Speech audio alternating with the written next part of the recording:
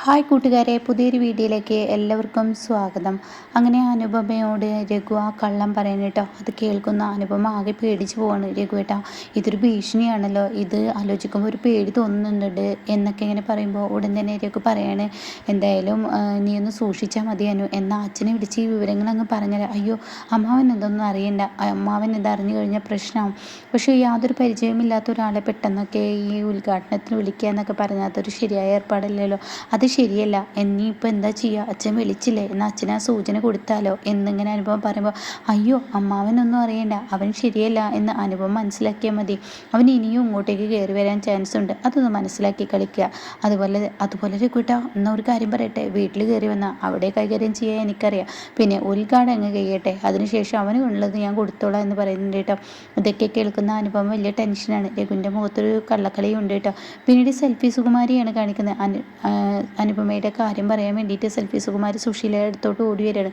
അപ്പോൾ സുകുമാരിയോട് പറയാണ്, അതേ, ഒരു ചാരം മാത്രമല്ല അവൾക്കുള്ളത്, വേറൊരു ചാരനും കൂടി ഉണ്ട് ഈ പറയുന്ന നിങ്ങളുടെ മരുമകൾക്ക് എന്നൊക്കെ പറയുമ്പോൾ അവന് നല്ല ആത്മവിശ്വാസത്തോടു കൂടി അകത്തോട്ട് കയറിപ്പോവുകയാണ് ചെയ്തതെന്നൊക്കെ ഇങ്ങനെ പറയുമ്പോൾ ഇവിടെ സുശീൽ ഇങ്ങനെ ചിന്തിക്കുകയാണ്, അത് രഘുവാണ്, എനിക്ക് നന്നായിട്ട് അറിയാം, അനുപമയെക്കുറിച്ച് എനിക്ക് നന്നായി അറിയാം, എന്തായാലും അത്ര ധൈര്യത്തോട് കയറിപ്പോണെങ്കിൽ അവളുടെ രഘു ആയിരിക്കും അത് പോയിട്ടുണ്ടാവും. അപ്പോൾ അത് കേട്ടോടെ തന്നെ എന്തായാലും ഇവളുടെ മുന്നിൽ അത് അഭിനയിക്കാം, അത് അറിയുന്ന ആളായിട്ട് ഭാവിക്കണ്ട, അപ്പോൾ നീ കണ്ടോ ആളെ, ഫോട്ടോ കാണിച്ചു തരണോ എന്നൊക്കെ ചോദിക്കുമ്പോൾ അതൊന്നും വേണ്ട, ഫോട്ടോ ഒന്നും കാണിക്കണ്ട, നീ ഒരു കാര്യം ചെയ്യും, നീ അവരെ എങ്ങനെയെങ്കിലും കുരുക്കാൻ നോക്ക്, അവൾക്ക് പല ചാരന്മാരും വരുന്നുണ്ട്, അതിനൊക്കെ എൻ്റെ അടുത്ത് ആളുകളുണ്ട്, അതൊക്കെ കുറച്ച് പൈസ ഇറക്കി കഴിഞ്ഞാൽ തീർച്ചയായും ആ ആളുകൾ അവളുടെ ചാരനാണെന്ന് കൈയോടെ രണ്ടാരം പിടിച്ചു കഴിഞ്ഞാൽ പിന്നീട് പ്രശ്നം തീർന്നില്ലേ, അങ്ങനെ നാട്ടുകാരെല്ലാവരും കൈവച്ച് കഴിഞ്ഞാൽ അവളുടെ കാര്യത്തിൽ ഒരു തീരുമാനം, അതൊക്കെ ഞാൻ ചെയ്തു തരാം സുശീലെ, പക്ഷേ ഞാൻ പറയുന്ന ഓണം മെമ്പറിൽ 10 ആൾക്കാരെ എനിക്ക് കൂട്ടിത്തരാമെന്ന് പറഞ്ഞാൽ അത് ചെയ്യുമോ?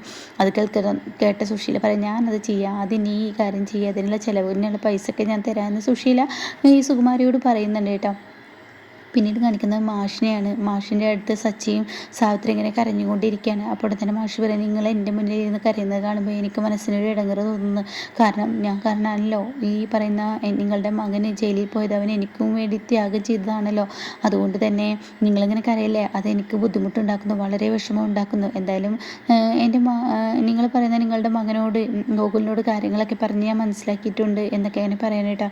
അപ്പോൾ ഞങ്ങൾ മാഷിയെ കരയുന്ന അതല്ല, ഞങ്ങൾ വേറെയുള്ള കാര്യങ്ങളൊക്കെ ആലോചിച്ചാണ് കരയുന്നത്, ഞങ്ങളുടെ 2 മക്കൾക്ക് ഈ ഒരു ദുർവിധി വന്നല്ലോ, അതാണ് ഞങ്ങളുടെ പ്രശ്നമെന്ന് പറയാൻ കേട്ടോ. അപ്പോൾ ഉടൻ തന്നെ എന്തായാലും എൻ്റെ മകൾ കാരണമാണല്ലോ നിങ്ങളുടെ മകൻ ഇങ്ങനെ ഒരു ദുർവിധി വന്നത്, ആലോചിക്കുമ്പോൾ എനിക്ക് നല്ല വിഷമമുണ്ട്, ഞാൻ എൻ്റെ മകളെ നിങ്ങളുടെ മകനെ കണ്ട് കല്യാണം കഴിപ്പിക്കണമെന്ന് ആഗ്രഹിച്ചത് വളരെ ആഗ്രഹമായിരുന്നു, കാരണം അതൊരു നല്ല ബന്ധമായിരുന്നു, ഞാൻ അത് ആഗ്രഹിച്ച് ഈ കുടുംബത്തിൽ സച്ചിയുടെ കുടുംബത്തിൽ എൻ്റെ മകൾ വരണമെന്നൊക്കെ ഞാൻ ആഗ്രഹിച്ചു, പക്ഷേ അവൾക്കത് ഇഷ്ടമല്ല, ഇനിയിപ്പോൾ അത് നടക്കത്തുമില്ല, എന്തായാലും നിങ്ങൾ പേടിക്കണ്ടേ, നിങ്ങളുടെ മകനും ഒരു ബന്ധം ഉണ്ടാക്കി തരും. അപ്പോൾ അത് കേട്ട മാഷി ഞങ്ങളുടെ മകനൊരു ബന്ധം ഉണ്ടാക്കി തരുമോ, അവൻ പറഞ്ഞു കഴിഞ്ഞാൽ തീർച്ചയായും ഗോകുലി കല്യാണം കഴിക്കും, മാഷി തന്നെ ഒരു പെൺകുട്ടിയെ കണ്ടെത്തുമോ?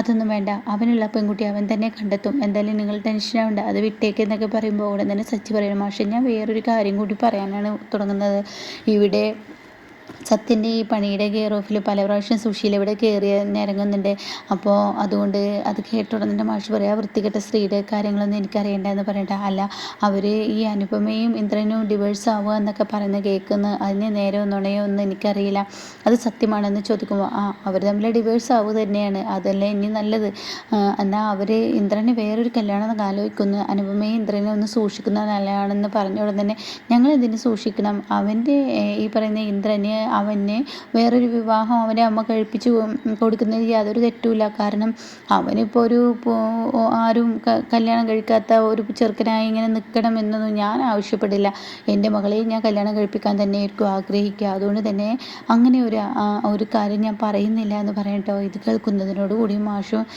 മാഷിനെ കാണുമ്പോൾ ഇവർ രണ്ടാളും പരസ്പരം ഇങ്ങനെ നോക്കുന്നുണ്ട് കേട്ടോ. സച്ചി പറയുന്നില്ല, എൻ്റെ മകളെ അന്വേഷിച്ചിരിക്കുന്നു എന്ന് പറയുന്നില്ല കേട്ടോ, അവരൊരു മൗനമാണ് പാലിക്കുന്നത്. പിന്നീട് മാഷ് പറയണേ, നിങ്ങളോട് എനിക്കൊരു അപേക്ഷയുള്ളൂ, അപേക്ഷയില്ല കൽപ്പിക്കലാണെന്ന് കൂട്ടിക്കോളൂ, കാരണം ഞാനും ഗോകുലും തമ്മിലുള്ള ഈ ഇടപാടും ഗോകുലിനെ ഞാൻ അവിടെ നിന്ന് കൊണ്ടുവരുന്ന ഈ സത്യങ്ങളൊന്നും ഒരിക്കലും ഈ സുശീല അറിയരുത്. അതെന്താ മാഷ അങ്ങനെ പറഞ്ഞത്? അതറിഞ്ഞു കഴിഞ്ഞാൽ എൻ്റെ മകൾ എന്നെ എന്നേക്കുമായി വെറുക്കും, അതെനിക്ക് താങ്ങില്ല, അതുകൊണ്ടാണ് അറിയരുതെന്ന് പറയുമ്പോൾ ഇവർ പരസ്പരം അങ്ങോട്ടും ഇങ്ങോട്ടും നോക്കണിട്ടാ. ഈശ്വര, അത് അറിയാതെ വായിൽ നിന്ന് വീണല്ലോ എന്നുള്ള ഭാവത്തിൽ ഭാവത്തിൽ നിൽക്കുന്നുണ്ട് കേട്ടോ.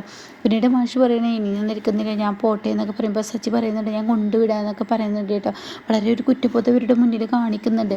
അങ്ങനെ മാഷ് പറയണേ ഞാൻ ഒറ്റയ്ക്ക് പോയിക്കോളാം എന്ന് പറഞ്ഞ് മാഷ് പോകുന്നുണ്ട് കേട്ടോ. പിന്നീട് സത്യനെയാണ് കാണിക്കുന്നത്. സത്യൻ്റെ അടുത്തോട്ടും ഇന്ദു വന്നിരിക്കുകയാണ്. എന്താ സത്യേട്ടാ, ഞാൻ വന്നത് അറിഞ്ഞിട്ട് മനഃപൂർവ്വം എന്നിലോട്ട് വരാതിരിക്കുകയാണോ? അത് കേട്ട ഉടനെ നീ വന്നതായി എനിക്ക് അറിഞ്ഞിട്ടുണ്ട്, അത് ഈ കമ്പ്യൂട്ടറിൽ നോക്കിയാൽ എനിക്ക് അറിയാൻ കഴിയുമല്ലോ. അത് കേട്ട ഉടനെ പിന്നെ എന്താ സത്യേട്ട രാവിലെ എന്നെ പിക്ക് ചെയ്യാൻ വരാൻ? അത് പിന്നെ കുറച്ച് തിരക്കിലായിപ്പോയി. എന്തിനാ സത്യേട്ട വെറുതെ കള്ളം പറയുന്നത്? സത്യേട്ടൻ്റെ അമ്മ അവിടെ വന്നിരുന്നു. ഇന്നലെ രാത്രി പ്രതിഭയെ സത്യേട്ടനും ചെറിയ വഴക്കിട്ടതും പ്രതിഭയെ കുറ്റപ്പെടുത്താതെ സത്യേട്ടനെ കുറ്റപ്പെടുത്തി അവർ സംസാരിക്കും. എൻ്റെ അമ്മ അവിടെ വന്നെന്നോ? അവരിങ്ങനെയുള്ള കാര്യങ്ങൾ പറഞ്ഞെന്നോ? അതെ, അവരിപ്പോൾ സംസാരിക്കുന്നത് എന്താണെന്ന് എനിക്ക് നന്നായിട്ടറിയാം. അപ്പോൾ സത്യം പറയണേ, എന്തായാലും പ്രതിഭയെ എന്നെ കുറ്റപ്പെടുത്തി സംസാരിച്ചത് നന്നായി. കാരണം എന്നെയും നിന്നെയും തമ്മിലുള്ള ഈ അസഭ്യ വാക്കുകൾ എൻ്റെ അമ്മ പറയാൻ കൂട്ടുനിന്നില്ലല്ലോ. അതിൽ നിന്ന് തന്നെ നിനക്കൊരു മോചനം ഉണ്ടായല്ലോ എന്നൊക്കെ സത്യം പറയുമ്പോൾ ഉടൻ തന്നെ എന്ത് പറയാം, അത് ശരിയാണ്. പക്ഷേ വേറൊരു കാര്യം ഞാൻ പറയട്ടെ, അവർ അങ്ങോട്ടേക്ക് വന്നത് വെറുതെ ഒന്നുമല്ല. അവരൊരു വിവാഹം ആലോചിച്ചിട്ടാണ് അങ്ങോട്ടേക്ക് വന്നത്. അതിപ്പോൾ ആരായിരിക്കും വധു എന്ന് ഞാൻ നിങ്ങളോട് പറയണ്ടല്ലോ, സത്യത്തെ തന്നെ വായിച്ചെടുത്തോ എന്നും പറഞ്ഞ് അവിടെ നിന്ന് പോകുമ്പോൾ സത്യനെല്ലാം മനസ്സിലായിട്ടോ. അങ്ങനെ സത്യൻ ഇന്ദ്രനെ കാണാൻ പോയിരിക്കുകയാണ്. അപ്പോൾ ഇന്ദ്രനോട് പറയണേ, ഇന്ദ്രേട്ടാ എന്തിനാണ് അനുചേച്ചിയും കുഞ്ഞിനെയും ഇങ്ങനെ ഇട്ട് കഷ്ടപ്പെടുത്തുന്നത്? ഇന്ദ്രേട്ടൻ ഇനിയിപ്പോൾ വേറെ വിവാഹം കഴിക്കുന്നുണ്ടോ? അത് കേട്ടോടെ തന്നെ ഇന്ദ്രൻ പറയണേ, എനിക്കെൻ്റെ അനുവും കുഞ്ഞും, അത് കഴിഞ്ഞിട്ട് ജീവിതമുള്ളൂ. മറ്റുള്ളവർക്ക് ആർക്കും ഞാൻ അവരെ വിട്ടുകൊടുക്കില്ല. അവരെൻ്റെ ജീവനാണെന്നൊക്കെ പറയുമ്പോൾ ഇത് വായ കൊണ്ട് പറഞ്ഞാൽ പോരെ, പ്രവർത്തിക്കാനും കൂടി പഠിക്കണം. കാരണം അമ്മയുടെ മുന്നിൽ പൂച്ചക്കുഞ്ഞിനെ പോലെ തലകുലിച്ച് നിൽക്കുന്ന ഇന്ദ്രേട്ടൻ, അമ്മയുടെ വാക്കുകൾക്ക് അനുസരണ കൊടുക്കുന്ന ഇന്ദ്രേട്ടൻ ഇങ്ങനെയൊക്കെ ആയിക്കഴിഞ്ഞാൽ ഇന്ദ്രേട്ടൻ്റെ ജീവിതം നശിക്കത്തേയുള്ളൂ. അത് ഇന്ദ്രേട്ടൻ മനസ്സിലാക്കിയെന്നു. എന്തിന്? ഞാനൊരു കാര്യം പറയട്ടെ, ഇപ്പോൾ അനുചേച്ചിയെ വേണ്ട, വേറൊരു വിവാഹം ഇന്ദ്രേട്ടൻ കഴിക്കുമെന്ന് പറഞ്ഞു കഴിഞ്ഞാൽ ഇന്ദ്രേട്ടൻ കഴിക്കുമോ? അമ്മയെ എതിർക്കുമോ? അത് കേൾക്കുന്ന ഇന്ദ്രൻ പറയണേ, എനിക്ക് അമ്മയെ എതിർക്കാൻ കഴിയില്ല എന്നുള്ളത് സത്യം തന്നെ. പക്ഷേ എനിക്കൊരു കാര്യം ചെയ്യാൻ പറ്റും. ഞാൻ താലി കെട്ടാമെന്ന് പറഞ്ഞ് എൻ്റെ മുന്നിലോട്ട് വരുന്ന പെൺകുട്ടി അവളുടെ മുഖത്തടിച്ച് എനിക്ക് എൻ്റെ ഭാര്യ അനുപമയും കുഞ്ഞും മതി എന്നുള്ള സത്യം പറയാൻ കഴിയുമെന്ന് പറയട്ടോ. ഇത് കേൾക്കുന്നതിനോട് കൂടിയിട്ട് സത്യങ്ങ് ദേഷ്യം പിടിക്കുക. ഞാനൊരു കാര്യം പറയട്ടെ, നിങ്ങൾ അമ്മയെ എതിർക്കാതിരിക്കുകയോ ഒക്കെ ചെയ്തോ, നിങ്ങളുടെ ഇഷ്ടം. പക്ഷേ ആ പാവം അനുചേച്ചിയെ ഈ ഒരു ഡിവേഴ്സ് ചെയ്യാതെയും കണ്ടിട്ട് ഇങ്ങനെ ഇട്ട് കൊല്ലാക്കൊല്ല ചെയ്യുന്നത് ശരിയല്ല. നിങ്ങൾ അടുത്ത സിറ്റിങ്ങിൽ ഈ അനുചേച്ചി അങ്ങ് ഒഴിവാക്കിയിട്ട് ഇന്ദ്രേട്ടൻ വേറെ എന്ത് കല്യാണം കഴിക്കാതിരിക്കുക, എന്ത് വേണമെങ്കിലും ഇന്ദ്രേട്ടൻ ചെയ്യാം. പിന്നീട് ആർക്കും ഒരു വിഷമം ഉണ്ടാവില്ല. അവരെ ഇങ്ങനെ വേദനിപ്പിക്കരുതെന്ന് പറയുന്നു കേട്ടോ. അപ്പോൾ ഈ സമയം സത്യനത് പറഞ്ഞ് അങ്ങ് പോകുമ്പോൾ സത്യം അവിടെ നിൽക്കുക, നീ എന്താ ഇങ്ങനെയൊക്കെ പറയുന്നത്?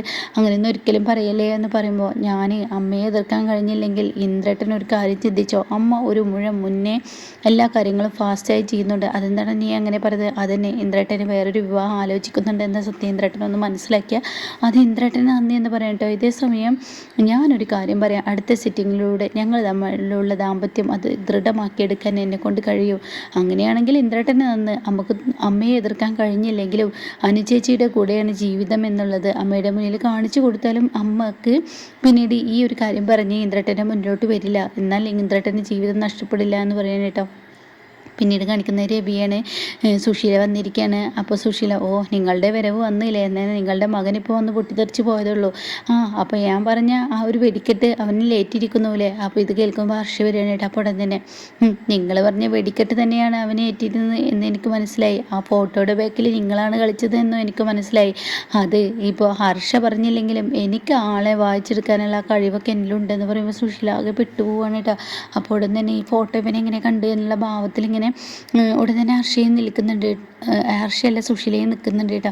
ഒരിക്കലും പ്രതീക്ഷിക്കാത്തൊരു തിരിച്ചടിയാണല്ലോ കിട്ടിയിരിക്കുന്നത്. അപ്പോൾ ഉടൻ തന്നെ നിങ്ങളാണ് ഇത് കളിച്ചതെന്ന് എനിക്ക് നന്നായി മനസ്സിലായി എന്നൊക്കെ പറയുമ്പോൾ സുശീല ഹർഷയുടെ മുന്നിൽ ഇങ്ങനെ ഞെട്ടലോട് കൂടി നിൽക്കുന്ന ആ ഒരു സീനിലാട്ടോ എപ്പിസോഡ് നിർത്തിയിരിക്കുന്നത്.